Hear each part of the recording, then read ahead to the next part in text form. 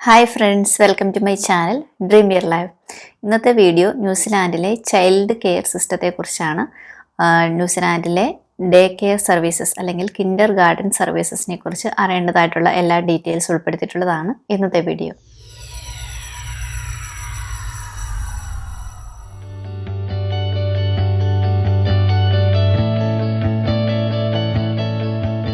എൻ്റെ ചെറിയ കുഞ്ഞിനിപ്പോൾ 2.5 വയസ്സാണ്. അപ്പം മോനെ ഡേ കെയറിൽ വിടാനായിട്ട് ഞങ്ങൾ ഒരു 2-3 ഡേ കെയർ സെൻറ്റേഴ്സിൽ പോയി അന്വേഷിച്ചു. അപ്പോൾ അവിടെ നിന്ന് മനസ്സിലാക്കിയ കാര്യങ്ങളാണ് ഞാൻ ഈ വീഡിയോയിൽ ഷെയർ ചെയ്യാനായിട്ട് പോകുന്നത്. അപ്പം ആദ്യമായിട്ട് നമുക്ക് ഏജ് നോക്കാം. ഏത് ഏജിലുള്ള കുട്ടികളെയാണ് നമ്മൾ ഡേ കെയർ സർവീസിൽ അതായത് ഡേ കെയർ സെൻറ്റർ അല്ലെങ്കിൽ കിൻഡർ ഗാർഡനിലേക്ക് നമ്മൾ വിടുക എന്ന് വെച്ചാൽ 0 to 5 years ആണ് അവർ കൊടുത്തിരിക്കുന്നത്. അതായത് ഏത് ഇയറിലുള്ള കുട്ടികളെയാണ് ഓരോ ഡേ കെയർ സെൻറ്ററിലും അക്കോമഡേറ്റ് ചെയ്യുന്നത് നമ്മൾ മനസ്സിലാക്കിയിരിക്കുക. 0 to 5 years ആണ് യൂഷ്വലി അവർ അക്കോമഡേറ്റ് ചെയ്യുന്നത്. എങ്കിൽ കൂടിയും 3 to 5 years ഉള്ള കുട്ടികളായിരിക്കും കൂടുതൽ കുട്ടികളെ അവർ അക്കോമഡേറ്റ് ചെയ്യുക. ചെറിയ കുട്ടികൾക്കുള്ള സ്ലോട്ട് ഓരോ ഡേ കെയർ സെൻറ്റേഴ്സിലും വ്യത്യാസം ഉണ്ടായിരിക്കും. അപ്പോൾ നമ്മുടെ കുട്ടിയുടെ ഏജ് എത്രയാണ് അതനുസരിച്ച് നമ്മൾ അന്വേഷിക്കുന്ന ആ ഡേ കെയറിൽ അവൈലബിലിറ്റി ഉണ്ടോ എന്ന് നമ്മൾ ആദ്യം മനസ്സിലാക്കിയിരിക്കുക. അതുപോലെ തന്നെ നമുക്ക് ഫസ്റ്റ് എൻറോൾമെൻറ്റ് ചെയ്യേണ്ടതായിട്ടുണ്ട്. കുഞ്ഞിനെ ഡേ കെയർ സെറ്റിങ്സിൽ നമ്മൾ കൊണ്ടുപോയി എൻറോൾ ചെയ്യിക്കേണ്ടതായിട്ടുണ്ട് ജോയിൻ ചെയ്യുന്നതിന് മുമ്പേ. അപ്പോൾ ഇതിൻ്റെ അവൈലബിലിറ്റി പെട്ടെന്ന് നമുക്ക് ഇപ്പം നാളെ മുതൽ കുഞ്ഞിനെ ഡേ കെയറിൽ വിടാം എന്ന് കരുതി ഇന്ന് പോയി എൻറോൾമെൻറ്റ് ചെയ്യാനായിട്ട് നമുക്ക് സാധിക്കില്ല. അതിന് കുറച്ച് ടൈം എടുക്കും. അതായത് കൊച്ചിൻ്റെ ആ ഒരു ട്രാൻസിഷൻ നമ്മുടെ ഹോം റുട്ടീനിൽ നിന്നും ഡേ കെയർ സെറ്റിങ്സിലേക്ക് മാറുന്ന ആ ഒരു ട്രാൻസിഷനും കാര്യങ്ങളും കുറച്ച് ടൈം എടുക്കുമല്ലോ കുഞ്ഞുങ്ങൾക്ക്. അപ്പോൾ ആ കാര്യങ്ങൾ നമ്മൾ മനസ്സിലാക്കി വെക്കുക. അതുപോലെ തന്നെ നമുക്കൊരു എൻറോൾമെൻറ്റ് കിട്ടാനായിട്ടും കുറച്ച് ടഫായിരിക്കും. അത് നമ്മൾ താമസിക്കുന്ന ഏരിയ അനുസരിച്ച് അത് വ്യത്യാസം ഉണ്ടായിരിക്കും. സിറ്റി ഏരിയയിലും റീജിയണൽ ഏരിയാസിലും ഒക്കെ അതിൻ്റേതായ ഡിഫറൻസ് ഉണ്ടാകും.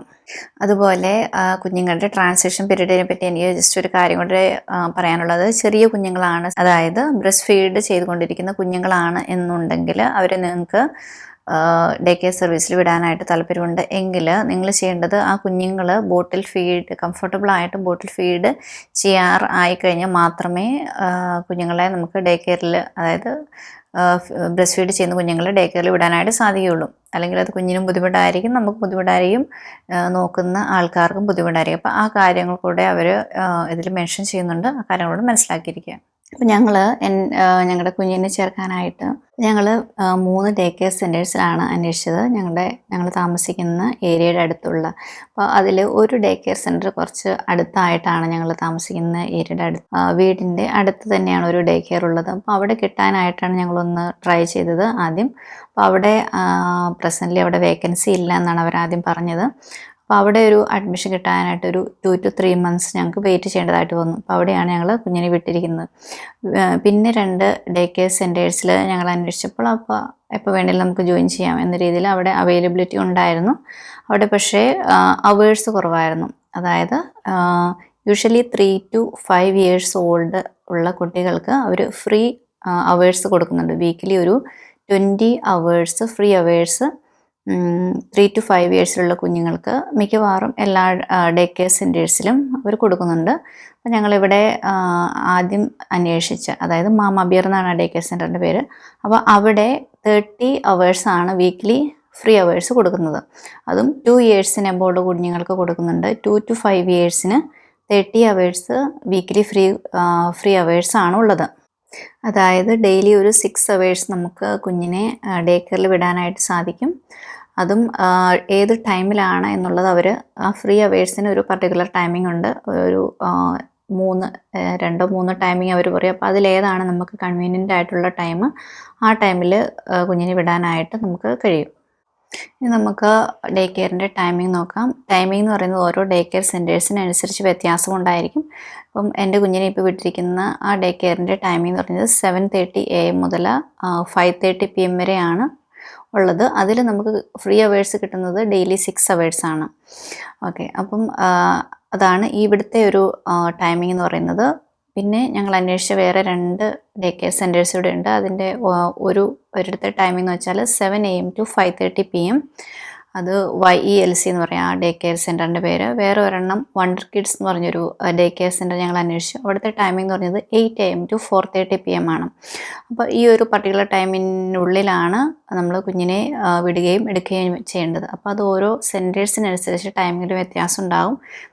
അപ്പം ഈ പറഞ്ഞ ഫ്രീ അവേഴ്സിനല്ലാതെ ഏതെങ്കിലും ഒരു വേറൊരു ടൈമിലാണ് നമ്മൾ കുഞ്ഞിനെ വിടുന്നത്, അല്ലെങ്കിൽ നമ്മൾ ഈ ഫ്രീ അവേഴ്സ് കഴിഞ്ഞ് കുറച്ച് 1 or 2 അവേഴ്സ് നമ്മൾ കുറച്ച് മണിക്കൂറുകൾ എക്സ്ട്രാ നമ്മളോട് കുഞ്ഞിനെ നിർത്തുന്നുണ്ടെങ്കിൽ അതിനുള്ള പേയ്മെൻറ്റ് എക്സ്ട്രാ നമ്മൾ കൊടുക്കേണ്ടതായിട്ടുണ്ട്.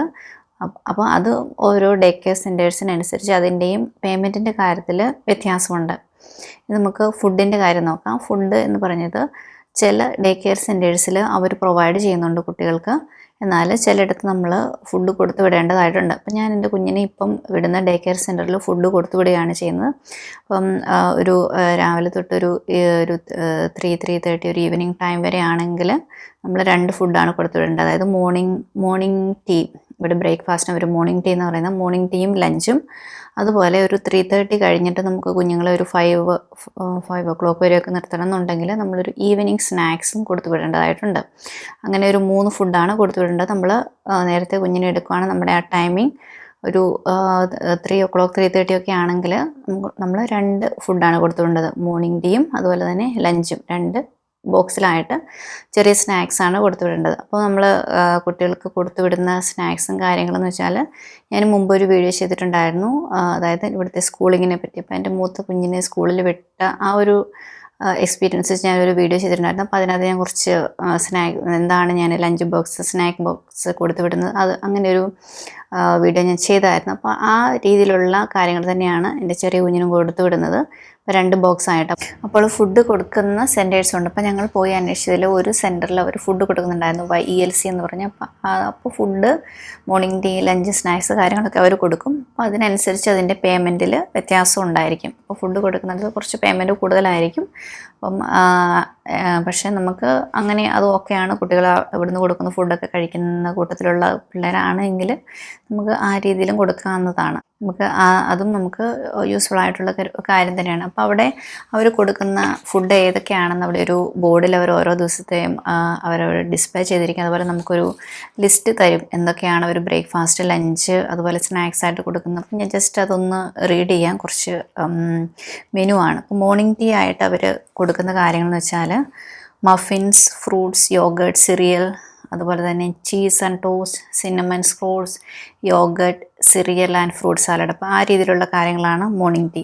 ലഞ്ചിന് വരുന്നത് pasta, sandwich, chicken, beef noodles, vegetable stir fry, corn beef with mash and carrot, chicken curry with rice.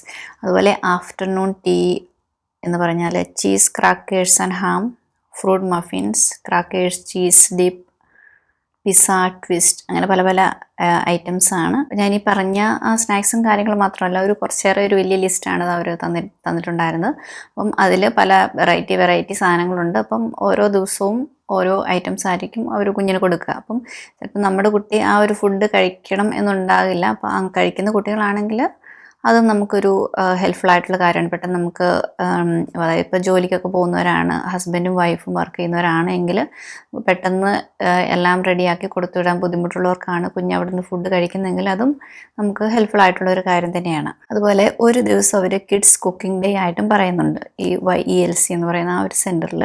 അപ്പം ഓരോ ഡേ കെയർ സെൻറ്റേഴ്സിലും അവരുടേതായ വ്യത്യാസമുണ്ട്. അവർ എങ്ങനെയാണ് ഫുഡിൻ്റെ കാര്യത്തിലാണേലും കുട്ടികളെ ടേക്ക് കെയർ ചെയ്യുന്ന ആ ഒരു രീതിയാണേലും.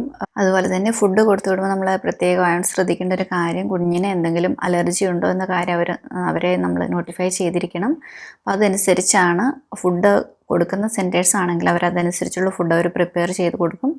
നമ്മൾ കൊടുത്തു വിടുവാണെങ്കിലും ആ കാര്യങ്ങളൊന്ന് ശ്രദ്ധിക്കുക. അതുപോലെ നമ്മൾ കൊടുത്തു വിടുമ്പോൾ ചില ഫുഡ് ഐറ്റംസ് ചോക്കിംഗ് ഹസാർഡ്സ് ഉണ്ടാക്കുന്ന ചില ഫുഡ് ഐറ്റംസ് ചെറിയ കുഞ്ഞുങ്ങളൊക്കെ ആണെങ്കിൽ അവർ ഇന്ന ഫുഡ് ഐറ്റംസ് ഒന്നും കൊടുത്തു വിടരുത് എന്ന് അവർ നമുക്കൊരു ഇൻസ്ട്രക്ഷൻസ് തരുന്നതായിരിക്കും. അപ്പോൾ അതിൽ മെയിനായിട്ട് അവർ പറയുന്നത് നട്ട്സാണ്. പീനട്ട്സ്, അത് അലർജിക്കും കാരണമാകുന്നൊരു കാര്യമാണ്. ചോക്കിംഗ് ഹസാർഡ്സ് ഉണ്ടാകും. അപ്പോൾ അത് നമ്മൾ അതായത് ചോക്കിംഗ് കുഞ്ഞിന് അതായത് നമുക്കറിയാലോ നമ്മുടെ കുഞ്ഞ് വീട്ടിൽ വെച്ച് എന്തൊക്കെയാണ് ഫുഡ് കംഫർട്ടബിളായിട്ട് കൈ പിടിച്ച് കഴിക്കാൻ പറ്റുന്നത്, ആ രീതിയിലുള്ള ഫുഡ്സ് മാത്രം കൊടുത്തുവിടാനായിട്ട് ശ്രദ്ധിക്കുക. കുറേ ലേണിംഗ് ആക്ടിവിറ്റീസ് ഈ ചൈൽഡ് കെയർ സെൻറ്റേഴ്സിൽ അവർ നടത്തുന്നുണ്ട്. അപ്പം തീർച്ചയായും കുഞ്ഞുങ്ങൾക്ക് ഹെൽപ്ഫുൾ ആയിട്ടുള്ള കാര്യമായിരിക്കും. അതായത് പ്രീ സ്കൂൾ കുട്ടികൾക്ക് സ്കൂളിലേക്ക് പോകുന്നതിന് മുമ്പ് 5 ഇയേഴ്സ് ആകുന്നതിന് മുമ്പ് അവർക്ക് കുട്ടികളുമായിട്ട് മിങ്കിൾ ചെയ്യാനും കുറച്ച് അവർക്കൊരു ഫൺ ടൈം തന്നെ ആയിരിക്കും ഇതെന്ന് പറയുന്നത്. അപ്പോൾ എൻ്റെ കുഞ്ഞിനാണ് ഫസ്റ്റ് ഡേ പോകാനൊരു ചെറിയൊരു ബുദ്ധിമുട്ടുണ്ടായിരുന്നെങ്കിലും ചെന്ന് കഴിഞ്ഞപ്പോൾ ഹാപ്പി ആയിരുന്നു. പിന്നെ മുതൽ എല്ലാ ദിവസവും പോകാൻ രാവിലെ എണീക്കുമ്പോൾ തന്നെ പറയും സ്കൂൾ ടാറ്റ പോകണമെന്ന് പറഞ്ഞിട്ടാണ് മോനെ എണീക്കുന്നത് തന്നെ. അപ്പോൾ അത്രയും അവർ ഹാപ്പിയാണ് അവിടെ. അവർക്ക് പ്ലേ ചെയ്യാനാണെങ്കിലും കുറേ ടോയ്സും കാര്യങ്ങളും ഇൻഡോർ ഔട്ട്ഡോർ കാര്യങ്ങളും, അതായത് കുറച്ച് അതായത് സാൻഡിൽ പ്ലേ ചെയ്യാൻ അങ്ങനത്തെ കുറച്ച് സ്ലൈഡ് കാര്യങ്ങൾ, ചെറിയൊരു പാർക്കിൻ്റെ രീതിയിൽ ക്ലൈമറ്റും ഒക്കെ ആണെങ്കിൽ അവർ അവിടെ കുറച്ച് ഏരിയ ഉണ്ട്. അപ്പോൾ അവിടെ കൊണ്ടുപോയി കുഞ്ഞുങ്ങളെ അവരുടെ ഏജ് അനുസരിച്ച് കുട്ടികളെ അവിടെയും കളിക്കാനായിട്ട് കൊണ്ടുപോകും. ഇൻഡോർ ആണെങ്കിലും കുറേ ടോയ്സും കാര്യങ്ങളൊക്കെ ഉണ്ട്. അപ്പോൾ കുട്ടികൾ എപ്പോഴും അവിടെ ഹാപ്പി തന്നെയാണ്. പിന്നെ ഒരു കാര്യം, നമുക്ക് കുഞ്ഞുങ്ങൾക്ക് എപ്പോഴും അസുഖം പിടിക്കാനുള്ളൊരു ചാൻസ് ഉണ്ട് ഓരോ ക്ലൈമറ്റ് ചേഞ്ച് അനുസരിച്ചും. അതുപോലെ പെട്ടെന്ന് നമ്മുടെ വീട്ടിൽ നിന്ന് മറ്റൊരു എൻവയോൺമെൻറ്റിലേക്ക് പോകുമ്പോൾ കുഞ്ഞുങ്ങൾക്ക് ഇൻഫെക്ഷൻ വരാനുള്ള ചാൻസ് കൂടുതലാണ്. അത് നമുക്ക് എല്ലാവർക്കും അറിയാവുന്ന ഒരു കാര്യം തന്നെയല്ലേ. അപ്പോൾ ഈ ഫുഡിന് പുറമെ നമ്മൾ കുഞ്ഞിന് കൊടുത്തുവിടേണ്ടതായിട്ടുള്ള കാര്യം എന്ന് വെച്ചാൽ ഒരു ചെറിയ സ്കൂൾ ബാഗ് പോലെ ഒരു ചെറിയ ബാഗിൽ നമ്മൾ കുഞ്ഞിൻ്റെ ഡ്രസ്സ് ഒരു എക്സ്ട്രാ ഒരു 2 ഡ്രസ്സ് എടുത്ത് വെക്കുക. പിന്നെ പാമ്പേഴ്സ് യൂസ് ചെയ്യുന്ന കുട്ടികളാണെങ്കിൽ അത് അതായത് ഒരു ഏജിനനുസരിച്ച് എത്രയാണ് നമുക്ക് കുഞ്ഞുങ്ങൾ പാമ്പേഴ്സ് കാര്യങ്ങൾ യൂസ് ചെയ്യുക. അതും ചില സെൻറ്റേഴ്സിൽ അവർ പ്രൊവൈഡ് ചെയ്യുന്നതായിട്ടുണ്ട്, ചിലയിടത്ത് നമ്മൾ കൊടുത്തു വിടേണ്ടതായിട്ടുണ്ട്. അപ്പോൾ അതനുസരിച്ച് ആ കാര്യങ്ങളൊക്കെ എടുത്തു വെക്കുക. ഒരു വാട്ടർ ബോട്ടിൽ, അപ്പം ചിലയിടത്ത് ഒരു വാട്ടർ ബോട്ടിൽ അവിടെ നിന്ന് പ്രൊവൈഡ് ചെയ്യുന്നതായിട്ടുണ്ട്.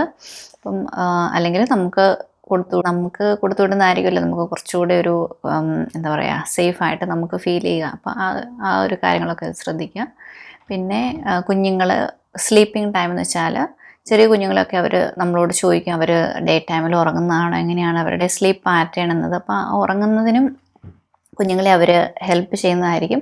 അത് കുറച്ച് സമയം അവരുടെ കൂടെ ഇരുന്നൊരു 15-20 മിനിറ്റ്സ് വരെയൊക്കെ അവർ കുഞ്ഞുങ്ങളുടെ അടുത്തിരിക്കും. എന്നിട്ട് ഉറങ്ങിയില്ലെങ്കിൽ പിന്നെ അവർക്ക് ഇരിക്കാനായിട്ട് ടൈമില്ല. അപ്പോൾ അതവർ നമ്മളോട് നേരത്തെ പറയും, ഒരു കുഞ്ഞുങ്ങളുടെ ഉറങ്ങുന്നതാണോ, ആ കാര്യങ്ങളൊക്കെ അവർ ചോദിക്കുന്നതായിരിക്കും. പിന്നെ അവർ പറയുന്ന ഒരു കാര്യം, കുട്ടികൾക്ക് ചിലപ്പോൾ ഫേവറേറ്റ് ആയിട്ടുള്ള ചില ടോയ്സ് ഉണ്ടാകും വീട്ടിൽ. ആ ടോയ്സ് ഒന്നും കൊണ്ട് നമ്മൾ ഈ ഡേ കെയർ സെൻറ്ററിലോട്ട് പോകരുത്. കാരണം അത് മിസ് ആകാനും അല്ലെങ്കിൽ മറ്റു കുട്ടികളുമായിട്ടൊരു പ്രശ്നം ഉണ്ടാകാനൊക്കെ ചാൻസ് ഉണ്ട്. അപ്പോൾ ആ ടോയ്സ് എടുക്കലെന്ന് എല്ലാ ഡേ കെയർ സെൻറ്റേഴ്സിൽ നിന്ന് അവർ നമുക്ക് സ്പെഷ്യലി അവർ ഇൻസ്ട്രക്ഷൻ തരുന്നതായിരിക്കും.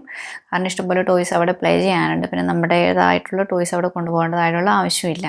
പിന്നെ ചില സെൻറ്റേഴ്സിലൊക്കെ ചെറിയ എക്സ്കർഷൻ ട്രിപ്പ് പോലുള്ള ആക്ടിവിറ്റീസ് നടത്തപ്പെടുന്നുണ്ട്. അപ്പോൾ ഇതിനൊക്കെ നമ്മൾ ആദ്യം ഒരു ഫോം ഫില്ല് ചെയ്ത് കൊടുക്കേണ്ടതായിട്ടുണ്ട്. അപ്പം ഒരു എൻറോൾമെൻറ്റ് ഫോം ഉണ്ട്. അപ്പോൾ അതിൽ കുറേ ക്വസ്റ്റ്യൻസും കാര്യങ്ങളും നമ്മുടെ ഡീറ്റെയിൽസും പേരൻസിൻ്റെ അതായത് ഗാർഡിയൻ ഡീറ്റെയിൽസൊക്കെ എൻട്രി ചെയ്ത് കൊടുക്കേണ്ടതായിട്ടുണ്ട്. അപ്പോൾ അതിൽ നമ്മൾ കുട്ടികളെ കൊണ്ട് അവർ ഒരു എക്സ്കർഷൻ പോകാൻ, അതായത് ഒരു ചെറിയൊരു പാർക്കിലോട്ട് പോകാനായിട്ട് നമ്മൾ വില്ലിങ് ആണോ എന്ന കാര്യത്തിന് പെർമിഷൻ നമുക്ക് വില്ലിങ് ആണെങ്കിൽ അതാണെന്ന് കൊടുക്കുക, അല്ലെങ്കിൽ അല്ലെന്ന് കൊടുക്കാം.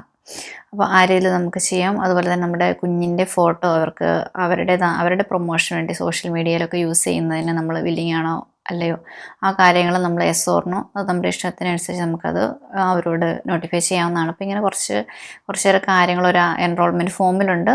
അതുപോലെ തന്നെ ഒരു എൻറോൾമെൻറ്റ് ഫീസ് നമുക്കുണ്ടായിരുന്നു. ഇപ്പോൾ എൻ്റെ മോനിപ്പോൾ വിടുന്ന ആ സെൻറ്ററിൽ $50 എൻറോൾമെൻറ്റ് ഫീ ആയിട്ടുള്ളത്. അപ്പോൾ അത് ഓരോ സെൻറ്റേഴ്സിൽ അതിൻ്റേതായിട്ടുള്ള ചേഞ്ചസ് ഉണ്ടാകും. പിന്നെ നമ്മൾ മനസ്സിലാക്കാനുള്ളത്, കുഞ്ഞുങ്ങൾ സിക്ക് ആണെങ്കിൽ നമ്മൾ മെഡിസിൻസ് കൊടുത്തുവിടുമ്പോൾ ഒരു മെഡിക്കേഷൻ ഫോം അവർ പ്രൊവൈഡ് ചെയ്യും. അതിൽ നമ്മൾ കറക്റ്റായിട്ട് ഫില്ല് ചെയ്യണം. അതുപോലെ തന്നെ മെഡിസിനും കറക്റ്റായിട്ട് പേരുള്ള മെഡിസിൻ ആയിരിക്കണം കൊടുക്കുക, എങ്കിൽ മാത്രമേ അവരത് കൊടുക്കുകയുള്ളൂ. അപ്പോൾ ആ കാര്യങ്ങൾ ശ്രദ്ധിക്കുക. പിന്നെ ഒരു കാര്യം എന്ന് വെച്ചാൽ, അതായത് നമുക്ക് സ്കൂളിൽ ഞാൻ സ്കൂളിങ്ങിൻ്റെ വീഡിയോ ചെയ്തപ്പോൾ ഒരു കാര്യം പറഞ്ഞിട്ടുണ്ടായിരുന്നു. സീസോ എന്ന് പറഞ്ഞൊരു ആപ്ലിക്കേഷനിൽ സ്കൂളിൽ കുഞ്ഞ് ചെയ്യുന്ന കുറച്ച് ആക്ടിവിറ്റീസും കാര്യങ്ങളൊക്കെ അവർ പോസ്റ്റ് ചെയ്യും. അതുപോലെ തന്നെ ഇവിടെയും അവർ നമുക്ക് ഒരു ആപ്പ് അതായത് ഒരു സൈറ്റ് നമുക്ക് തരും. അത് ഓരോ ഡേ കെയറിൽ അവർ പ്രൊവൈഡ് ചെയ്യുന്നതാണ്. നമുക്കൊരു ഇമെയിൽ നോട്ടിഫിക്കേഷൻ ആദ്യം അവരയക്കും. അതിൽ നമ്മൾ രജിസ്റ്റർ ചെയ്ത് കഴിഞ്ഞാൽ ഈ പറയുന്ന ഈ പർട്ടിക്കുലർ സെൻറ്റേഴ്സിലെ കുഞ്ഞ് ചെയ്യുന്ന കാര്യങ്ങളൊക്കെ കുറച്ച്, അതായത് ഒരു നോട്ടിഫിക്കേഷൻ പോലെ നമുക്ക് അവിടെ കുഞ്ഞിൻ്റെ കുറച്ച് പിക്ചേഴ്സും കാര്യങ്ങളും ചെയ്യുന്ന ആക്ടിവിറ്റീസും ഒക്കെ അവർ പോസ്റ്റ് ചെയ്യുന്നതായിരിക്കും. അത് നമുക്ക് കാണാവുന്നതാണ്. അപ്പോൾ ഈ ഒരു സൈറ്റിന് സ്റ്റോറി പാർക്ക് എന്നാണ് അവർ പറയുന്നത്. അതിൽ നമുക്ക് കുഞ്ഞ് ചെയ്യുന്ന ആക്ടിവിറ്റീസൊക്കെ നമുക്ക് കാണാവുന്നതാണ്. നമുക്ക് പേയ്മെൻ്റ് എന്ന് പറയുന്നത് വീക്കിലി ആണ് നമുക്ക് പേയ്മെൻറ്റ് വരിക. നമുക്ക് ഇൻവോയ്സ് വീക്കിലി വരും. നമ്മളിപ്പോൾ പറഞ്ഞിരിക്കുന്ന പർട്ടിക്കുലർ ഫ്രീ ടൈമിൽ മാത്രമാണ് നമ്മൾ കുഞ്ഞിനെ വിട്ടിട്ടുള്ളതെങ്കിൽ നമുക്ക് $0 എന്ന് പറഞ്ഞ് വരും. അല്ലെങ്കിൽ നമുക്കിപ്പം പിക്കപ്പ് ഡ്രോപ്പ് ഓഫ് കറക്റ്റ് ടൈമിലല്ല, കുറച്ച് നേരത്തെയാണ് നമ്മൾ കുഞ്ഞിനെ കൊടുത്തത്, താമസിച്ചാണ് നമ്മൾ പിക്ക് ചെയ്ത്, അങ്ങനെയൊക്കെ ഉണ്ടെങ്കിൽ അതിൻ്റേതായ ചാർജസും ഉണ്ടാകും. അതെന്ന് പറയുന്നത് ഓരോ സെൻറ്റേഴ്സിലും ഡിഫറെൻ്റ് ആണ്. ഞാനിപ്പോൾ കുഞ്ഞിനെ വിടുന്ന സെൻറ്ററിലെ പേയ്മെൻറ്റ് ഞാൻ നിങ്ങളോട് ജസ്റ്റ് ഷെയർ ചെയ്യാം. ഫ്രീ അവേഴ്സിന് ഒഴികെയുള്ള ടൈമിലെ കാര്യമാണ് ഞാൻ പറയുന്നത്. അപ്പം 30 hours ആണ് എങ്കിൽ 0 to 2 yearsലുള്ള കുഞ്ഞിൻ്റെ പേയ്മെൻറ്റ് 30 hours നമ്മൾ വിടുവാണെങ്കിൽ $225 ആണ്.